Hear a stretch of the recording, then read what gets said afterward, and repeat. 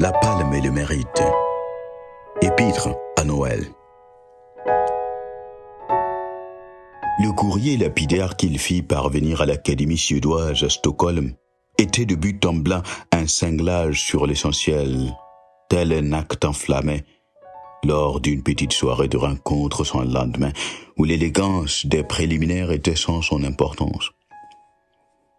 D'après certaines informations dont j'ai eu connaissance aujourd'hui, attaqua le grand Jean-Paul Sartre, j'aurais cette année quelque chance d'obtenir le prix Nobel, bien qu'il soit présomptueux de décider d'un vote avant qu'il ait eu lieu.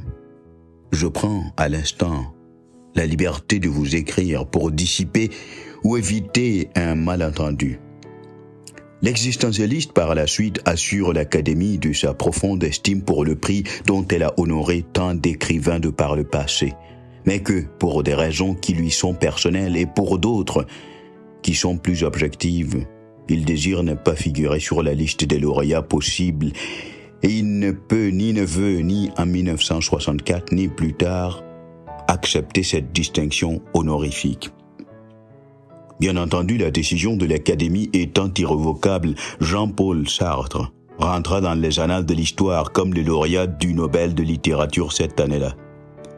Et voici les raisons personnelles qu'il avait laissées à l'entière imagination du comité du Nobel. Il ne souhaitait pas être institutionnalisé comme, ajoutait-il, ne devrait le souhaiter tout écrivain d'ailleurs. Et c'était pour les mêmes raisons qu'il avait décliné la médaille de la Légion d'honneur 16 ans auparavant. Il y a quelque chose de fascinant dans une excentricité comme celle-là.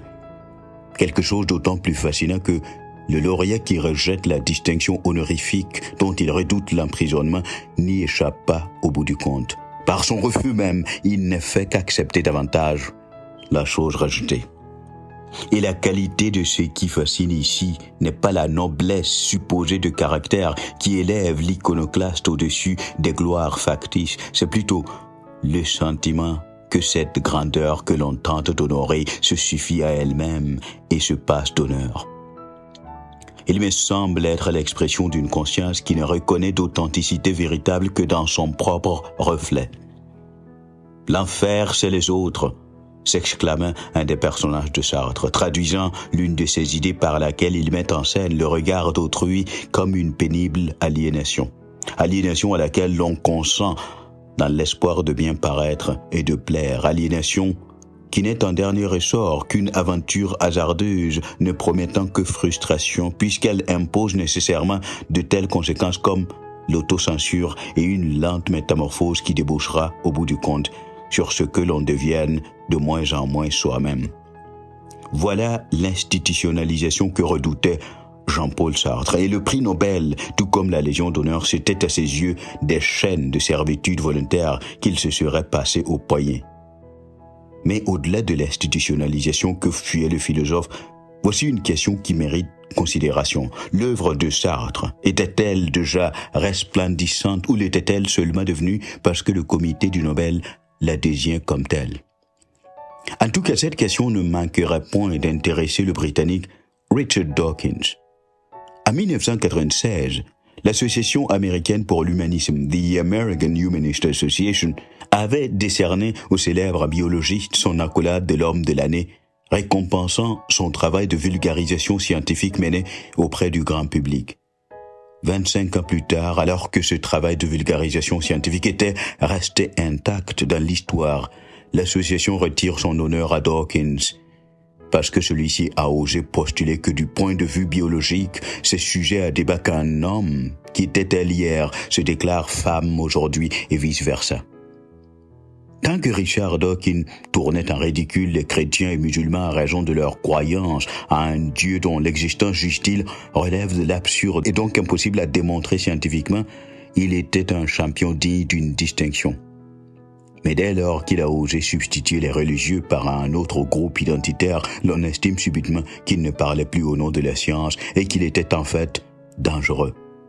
Dawkins, étant un rebelle sur les bords, a tenu seulement à déplorer toute récupération qui ait pu être faite de sa petite interrogation. Mais sur le fond, il est resté tout droit dans ses bottes.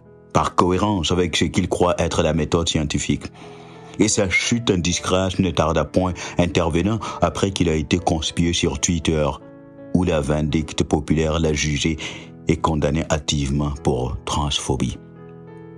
Quelle est donc la valeur intrinsèque d'une récompense décernée à un temps au nom d'une certaine qualité, retirée plus d'un quart de siècle plus tard sur une base qui n'a aucun rapport direct avec la motivation initiale qui avait porté la distinction?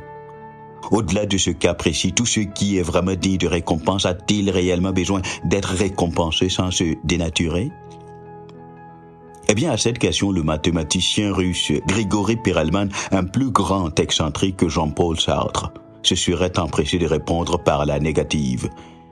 Pour sa contribution moderne à la géométrie riemannienne, branche des mathématiques qui avait servi à Einstein pour la mise au point de la théorie générale de la relativité, Perelman s'est vu attribuer en 2006 la médaille Fields, aussi appelée prix Nobel de mathématiques. Avec beaucoup moins d'élégance que Sartre, le Russe refuse la médaille et quand il est établi 4 années plus tard qu'il a percé les mystères de l'épineuse conjecture de Poincaré, exploit pour lequel on lui décerne le prix du millénium doté d'$1 million, le mathématicien décide carrément de quitter à la fois les maths et le monde académique. Il se réfugie chez sa mère à Saint-Pétersbourg, à l'abri de la curiosité des médias, et tout meurtri d'avoir été insulté par une bande d'ammerdeurs indigne de juger de son génie. Vous me direz peut-être que Perelman est un fou allié. Pour moi, en revanche, Perelman, c'est l'art, comme la rose qui est indifférente aux yeux qui la contemplent. Sa rencontre avec les équations et les schémas géométriques est un amour qui existe dans une plénitude en soi, qui existe rien que par elle-même, rien que dans le fait de sa singulière expression. Sa conduite de désintéressement extrême énonce une éthique unique au terme de laquelle le vrai génie devrait crier à la désacralisation, quand de l'extérieur on s'offre le droit de l'admirer et la prétention de vouloir le récompenser. Avant d'en arriver à l'ultime mot de mon propos, il m'importe de préciser que je ne vois pas d'un œil méprisable le génie qui s'incline, la tête baissée d'humilité, devant l'honneur de la palme dont on l'honore. Albert Camus n'a pas du tout été diminué par le fait d'avoir accepté son Nobel de littérature en 1945. Lui qui déclara à l'occasion que les vrais artistes ne méprisent rien, qu'ils s'obligent à comprendre au lieu de juger. Einstein n'en est pas moins grand pour avoir accepté le Nobel de physique en 1922.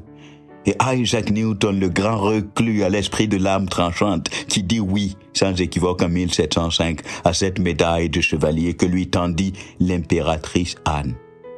Cela, aux yeux de la postérité, a-t-il diminué le mérite de ses travaux de mise au point de la gravitation universelle?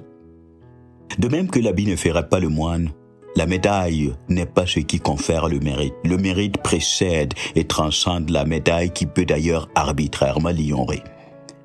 Que le cimetière recèle tant d'ossements de génies partis en paix et qui, de leur vivant, ne furent jamais troublés par les gloires facultatives de la reconnaissance. Mais, à l'opposé de ces légendes jamais glorifiées, il y a ceci que l'on peut être honoré d'un prix sans aucun soubassement de mérite, tel que le montre l'exemple de ces 2 Nobel de paix. Le premier, Abiy Ahmed, premier ministre éthiopien. Un an après les honneurs à lui rendus à Oslo, il était contraint de lancer un assaut contre une province rebelle, déclenchant la pire crise humanitaire en Éthiopie depuis plus de 20 ans. Dans la foulée, il fout le bordel dans une bonne partie du Soudan du Sud, déjà exsangue des suites de près de 40 ans de guerre civile. Les rebelles du Tigré ne lui ont certainement pas laissé le choix de la paix, mais la guerre, c'est la guerre. Quant au deuxième, il s'appelle Barack Obama. Il était d'ailleurs le plus embarrassé de tous quand, à peine élu, il est annoncé comme lauréat du Nobel de paix pour le compte de l'année 2009. Obama savait qu'il allait décevoir le comité du Nobel et il n'y a pas manqué. Tandis que quelque part dans la Maison-Blanche, le symbole de son mérite pendait à un crochet plaqué de chrome, l'ancien président américain ordonnait ses frappes en Afghanistan, dont on sait aujourd'hui qu'elles n'ont servi qu'à peu de choses. En effet, les talibans seront de retour à Kaboul et l'Afghanistan assistera à la fuite de centaines de milliers de ses enfants vers des refuges incertains en Asie, en Europe et ailleurs. D'un point de vue politique, Obama n'avait pas le choix. Il avait une promesse de campagne à tenir. Mais là encore, la guerre, c'est la guerre.